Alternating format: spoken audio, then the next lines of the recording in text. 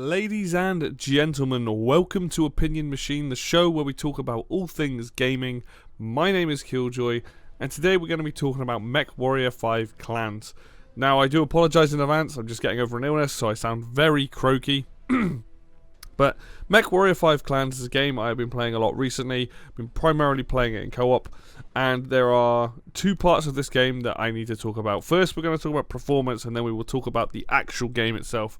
Hence why we are sat on the main screen. I have Steam's FPS counter turned on at the moment, which you might be able to see in the top left. If you can't, you can see that my initial frame rate is about 25, 26 frames a second, which is not a great start. But before we go into the game and I start explaining things, I do want to just show you guys that I have this game set primarily all to the lowest settings. Now, I had a problem with this game when I first bought it, which is owning an older AMD card. It wouldn't boot, so I couldn't play it. So I had to play it with this function that essentially disabled DirectX 12's shaders, which made the game run, it looked even worse than it currently does, and run incredibly badly. Now, I have seen this game on higher settings. It is a very nice game. Please don't judge necessarily the look of the game based on my settings, but the reason why it is like that is because this game is also not that well optimized. So we need to talk about that before we play the game. Realistically, this game on older hardware doesn't run very well. In a good mission, I can get 40 to 60 frames. In a bad mission, it'll be low down to 20. Before I fixed the, or before an update came out or a hotfix came out for this game, it allowed me, I had to play on some missions down at 10 frames a second, which you can imagine while trying to shoot and fire is not very easy to do. So be aware of that on some older hardware you are probably going to have issues with this and the game isn't going to run great. Let's get into the actual game. I should be on the starship somewhere. The actual starship runs about, what we got there, 30 frames. I think most of these areas it will run about 30 frames.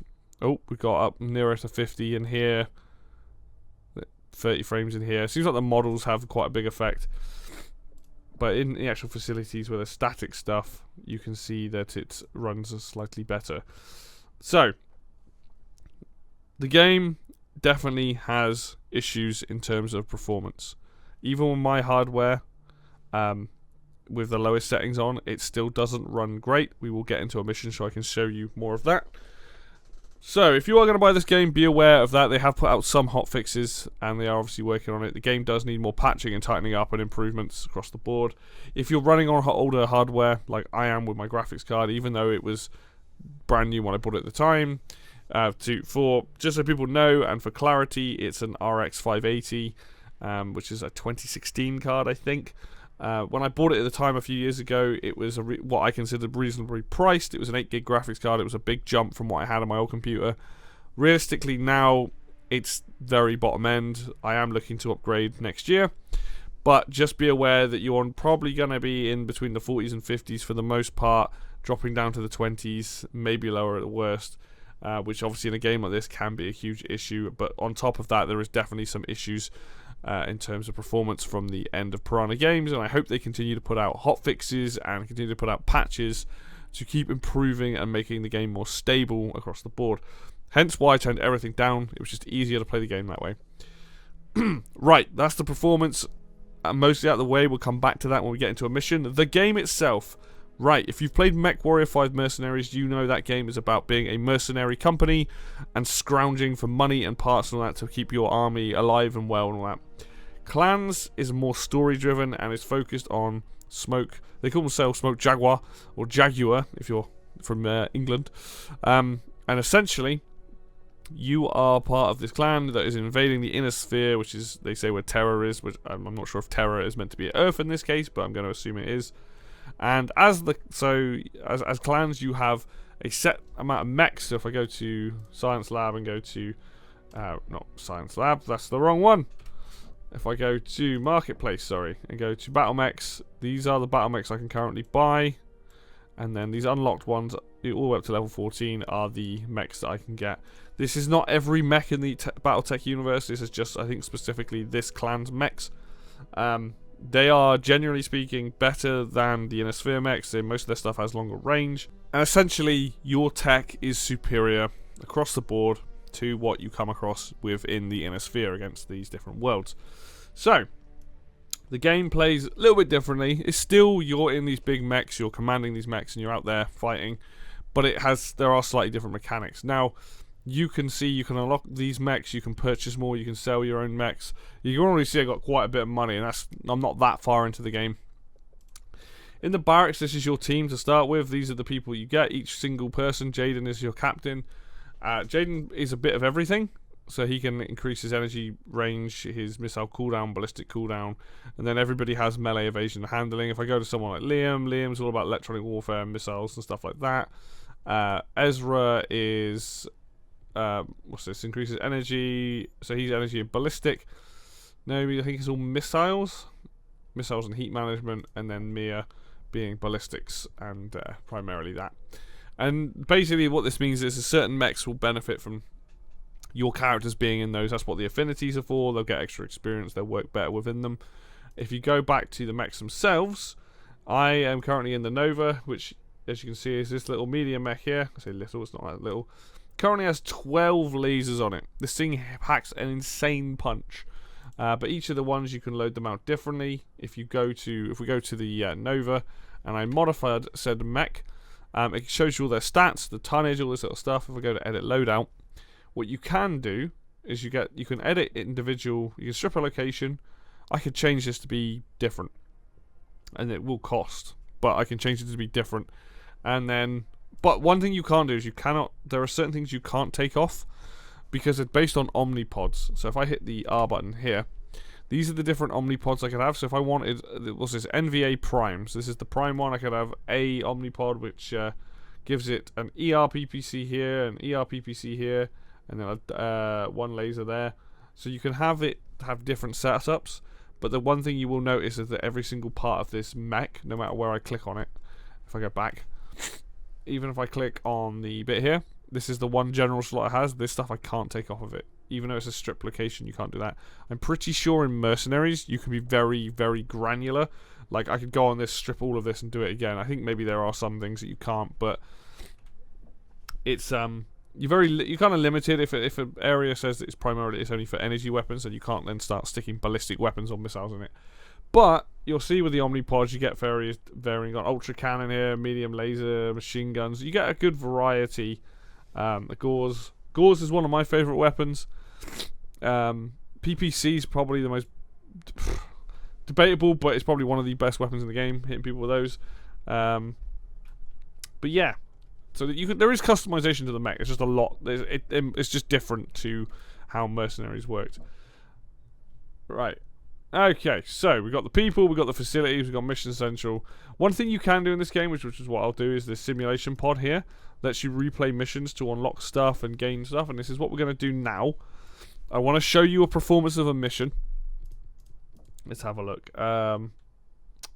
Let's just do the mission I've just done, because I'll be honest, I'm a bit crap at this game. Not gonna lie, I'm fine with that. Right, so here we go. We're going into this mission. It's a simulation mission, so I've done it before. We'll just launch it, and I want to show off the performance of the in-game, because ultimately this mission probably runs about between 40 and 30 frames, I think. I also want to show off, let's just skip that. I want to show off the game. So this is a cockpit view, and you can see that this game is running at about, if I face this way, you're getting 40 something frames. Face this way, because of the draw distance, it lowers. Excuse me. So,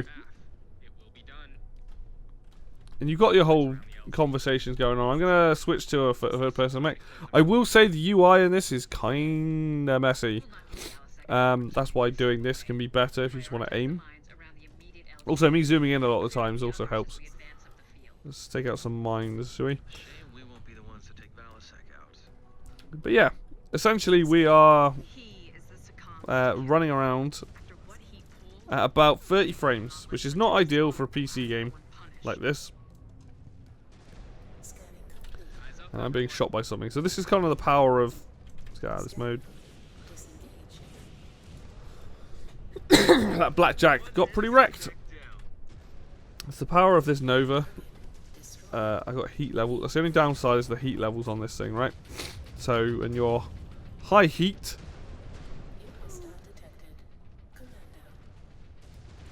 he dead. High heat equals bad, and you could potentially take off some of the.